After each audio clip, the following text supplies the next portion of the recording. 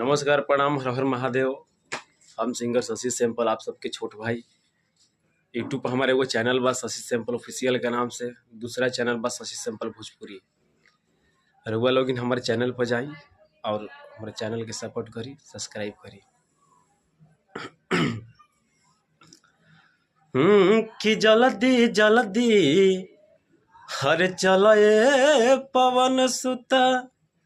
यो घड़ी के समय के गाना है। बात कहल गुल बा बात में कि जौना घड़ी लक्ष्मण जी की शक्ति बाण लागल बा और राम जी अपना गोदी में लक्ष्मण जी के लेके कहत अड़े, कौना वियोग में कहत अड़े, हर किला लिज फूटी है किरनिया,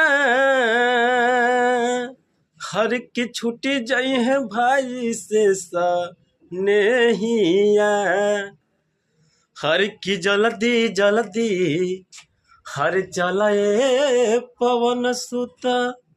सूरजना उगे तारी बहटिया, हर जल्दी जल्दी चलाए पवन सुता।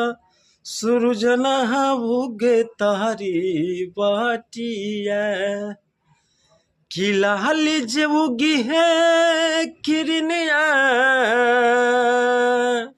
हर की छुट्टी जाई है भाई से नेहिया, हर की जल्दी जल्दी हर चलाए पवन सुता। सूरजना उगे तारी बहटिया, हर जल्दी जल्दी चलाए पवन सुता। सूरजना उगे तारी बहटिया। भाई हमार जेकरा जेकरा गाना पसंद पड़ल होगे, सब कोई भाई से रिक्वेस्ट बा कि चैनल के सब्सक्राइब करी और लाइक करी, कमेंट करके जरूर बताई कि हम कैसन गावत हनी।